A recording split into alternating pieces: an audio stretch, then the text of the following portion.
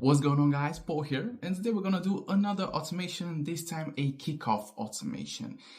Every time when you, let's say, have a client and he wants to request a project from you, he has to complete a form, let's say, where he dumps all of the information about him, the company, and the project that he's gonna make, like the budget, what is the name of the project, what it should contain, like video, images, or the description of the whole project objectives, all of that sort of data. And after that, with that form, we can automatically create a project brief that we can send them to him for review. He can approve it or reject it, and based on those decisions, we are going to take further steps. Now, this automation, of course, is a bit more complex than just these sentences that I just put together, but let's see a bit in more detail how the workflow is going to look like for this certain automation. So it all starts, as I said, when the client fills this form with its project details from whatever you want, the description of it, the objectives, the budget, all of the details that you need. And after that, a new client is being created in ClickUp, because in that specific form that he's been submitted for the project, he has to submit some details about him as a person, what his status in that specific company. Is he a founder? Is he a COO, CEO? Whatever, and a bit more details about the company itself. So based on those information, we create a new client task in our CRM. After that, a new project is being created in Airtable. There is exactly like the CRM for our clients, but it's a CRM for the project that he is requesting. Okay, after that, a project brief is being created based on the details he provided in the submission form. And an email is being sent with a summary of the brief to the client, alongside with a Google form with an approval button or a rejection button. So at the bottom of that certain email, certain document brief, let's say, there are two buttons, an approval button and a rejection button. Each of those buttons will redirect you to a Google form where you can approve of that brief, or you can reject it and give it some iterations that you want to add to it, so that it has so that it's to your liking, let's say. So based on his decision, the client's decision, if the client doesn't approve with the brief, he can reject the brief and specify the things that he wants to improve or he doesn't like about the project.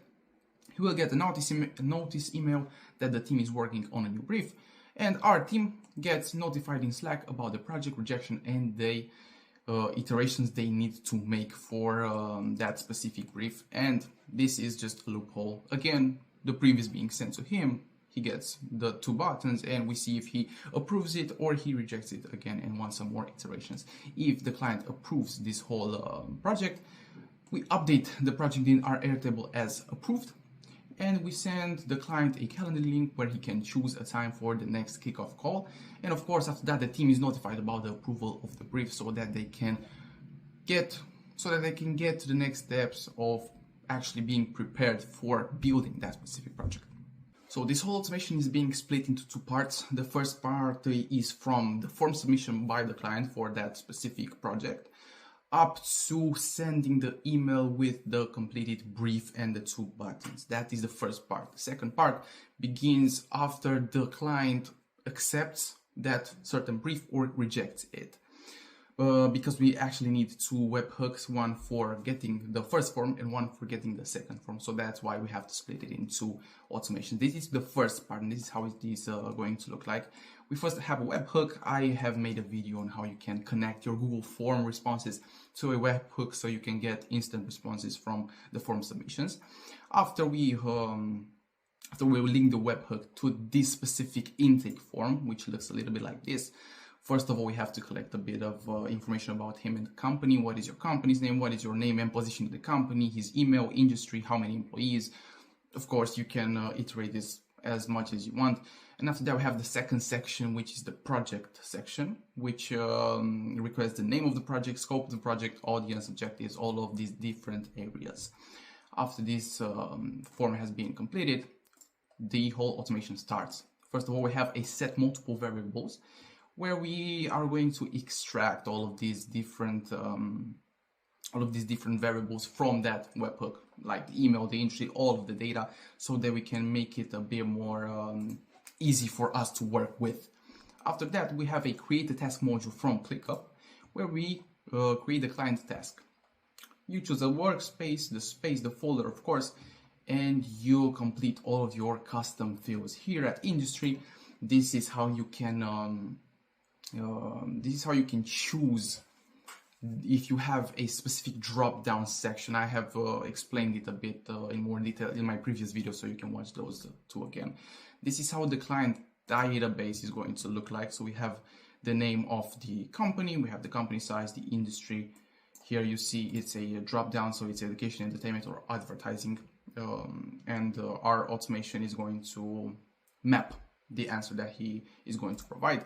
We have the email and the project brief, which is the status of rejected or approved. Just as I said, if the client approves that specific project brief, it is going to be updated to approved. If rejected, to rejected, and it's going to send a Slack message to our team. After that, we have a new module, which is a create a record in Airtable. This is where we store all of the information from the first form about the project. So the project name, the company, and all of that specific data. This is how it is going to look like. So we have the project name, the company, the assignee, the status, again, if it is waiting approval, approved, or rejected. We have the scope, the budget, details, timeline, industry, all of the necessary information from this specific form. Again, this is our project CRM basically. After that, we are going to create a chat completion with OpenAI in order to make that brief based on the information that the client has provided in the form. This is how the system message is looking like. So you are a professional COO and project manager. You will be making project briefs that are clean, well organized, and concise. Keep in mind that this will be transferred to a Google Doc. You might have a bit of an issue when you transfer the result from a ChatGPT module to a Google Docs with the formatting. But you have to play a bit with it and tweak it so that it is at least bare minimum aesthetic, let's say, or readable. This is the system message, and then we have a user message when where we are asking the GPT to create a project brief based on the information that he provided. We provide him all of these different data, like the company name, industry, everything, project name, scope, audience, everything. And based on the project deadline and the fact that now the date is here, you have to put the now date so that he can calculate how many days are or how many days we are away from that specific timeline that the client has requested. So this is the ChatGPT prompt. Again, it's relatively simple. It's just a system message and a user message, which is not really complex. And after that, we have the max completion tokens to 4,069. Around 4,000 is the correct amount of tokens, in my opinion, for this specific output in the create a completion module for ChatGPT. Then we create a document from a template. I'm going to show you the Google Doc template right now. Just let me find it. Google Docs. Here, it is really simple because first of all, you have to put whatever name in these double brackets so that you can input the result from ChatGPT into this specific template. So you need to have a variable. I put content, and after that I gave him a note. With these two buttons you can approve or reject the brief. If you approve it, you will be sent an email with a booking link for our kickoff call. If you reject it, please specify the iterations in the form and we will come back with a new version of the brief. Here we have the buttons that I just really quickly made in Figma. I pasted them here and I gave them some links. This link, for example, it is going to redirect you to this specific project brief approval with the approve button already selected. You just have to click submit and we are going to get the webhook response from this form. If we are going to choose, let's say, reject, it is going to be completed with reject, and you have to put your additional iteration feedback so that we can get all of the data and we can make iterations to the project. So this is how the template is going to look like. It's pretty simple. I am going to give it to you in the description again in a downloadable link. After that, we have to download the brief as a PDF and send it in an email, which is really simple. Again, hey, first name, we have attached the project brief for the project name down below. We also have two buttons. Again, you explain a bit the two button thing because it might be confusing for some people, but if you explain it really well, it's not going to be a problem with your clients. And I think it's a pretty smart option for you and for the project, for you and for the automation to work seamlessly. Here you will choose Google Docs, download the document from the attachment so that it links the attachment, it links the PDF as an attachment to the email. And this is the first automation. Let's go to the second part and see how that part looks like. Okay, so here you have the second part. As I said, again, it is being triggered by a webhook, which is the webhook connected to that approval form in Google Forms. After we get a response, we are going to search records in Airtable. Here I had a pretty long debate with myself on how I would actually get the specific email of that person that has submitted the form, because this is a separate automation from the first one. It's a separate scenario, so I cannot access the information from the first scenario. So I chose to put here a search records Airtable module that is essentially being sorted by the email field and in a descending form. So basically, if we go to this Airtable, we are going to extract the information in the records from this table, from the bottom part up to the first basically project, and via the email row, let's say. So for example, let me run just this module. If we run this module, it is going to output firstly the email of the last client that has been inputted in this Airtable, so that we can actually get the information easier. It might be another easier way, or it might be a more efficient way, but this is what I just came up with, and I see that it is efficient, especially if you don't work with hundreds and thousands of clients. So if you have like a few clients, this should work. This should do the trick. So this is the second module in the second part. After that, we have a router with two filters. If the form is being approved, it is going to go this route. If it is rejected, it is going to go the second route. So if it is approved, we have to update the Airtable record from that specific status to approved. Here we have the record ID that we have gotten from the search records. We needed this, that's why I implemented this module here. So we have to update that specific record to approved, just here for some status from awaiting approval to approved. And after that, we are going to send him an email with the test, hi, here's the link to book the kickoff call, and we give him a calendar link. Really simple. Again, you can customize this however you want. I just try to make it as simple as possible, so that it's the skeleton of your whole operations. You can just build upon it and customize it to your own liking. And after that, we create a message in our Slack channel where we are telling our team the brief for his name has been approved. We have sent them a booking link stage for the notification in the chat. So this is if he approves that brief. If he rejects it, here we have an update record, again, where we are going to update the status from awaiting approval to rejected. I map this one. There's no difference if you map it or not.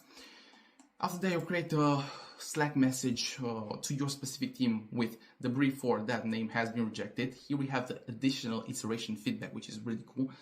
We are going to directly transfer the information, the iteration that client wanted to change in that brief directly to our team in Slack. So these are going to be the changes that he wants.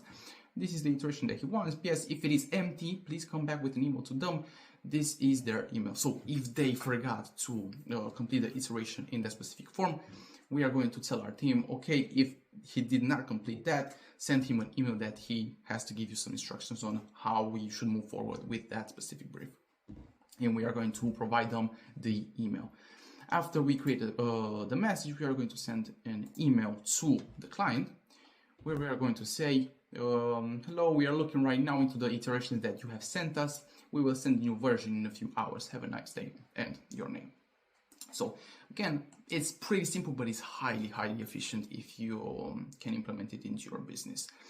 Let's try it once and see how it actually works. We are going to run the second part 2 times. One if he approves the client brief, the project brief, and one if he rejects that certain brief. So we can see in both ends what are the Slack messages and the responses in the email. Okay, so now we have both of those automations turned on, so they are watching for responses. Here we have an intake form that has been pre-completed, just so I don't waste your time with completing it with you. And we click send. Now these automations should activate. We have the first part. Let's see, in the history, it should work. Yeah, it's running right now. You can see the webhook has gotten the response. We have the client task being created in ClickUp, the project task in Airtable. Now the brief is being made by ChatGPT and then being transferred to a Google Docs. Let's see in the meantime the client task and the project task. Here we have the Kickoff client database. Here we have green locks, yeah, Michael John, company size, industry, the email, and the project brief that has not been updated yet. We have the Airtable, which is good, green for win. We have the details, timeline, industry, deliverables, email, and the created time. After that, let's see if we have any new emails. Yeah, we have a project brief and approval document. Here is all the email, and let's download the document, open it, and see, yeah, this is the whole brief. Here we have the approve and the reject button. So this has been the first part that has been completed. Let's go to the second part and see if it actually works too. So we have the PDF right here, and let's click first of all approve. Let's approve this project. It redirects us to this project brief approval. Click approve, send, and this automation should start right now. If we can, yes, it's running. You can see that it's gotten the approve message, so it goes on the first side of the route. We should receive an email again right now. Yeah, book a kickoff call with us. So this is good. And the project brief should have been updated to approved. Yeah, this one works. Now let's click reject.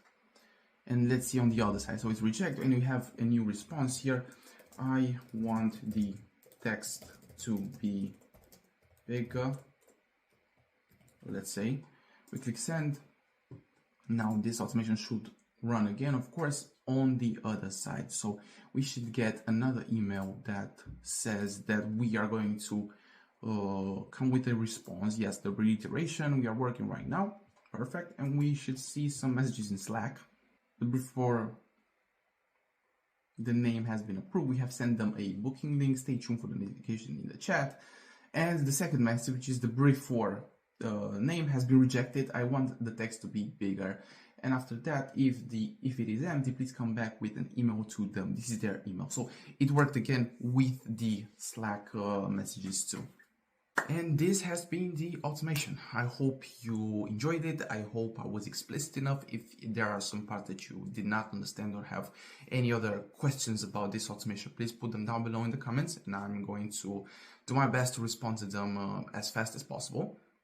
And if you have, again, any other ideas for some new automations or any troubles that you have with your agency that I can resolve with automation, again, comment them down below in the description, and I'm going to try to do my best to resolve those problems. Guys, thank you for your attention and have a nice day.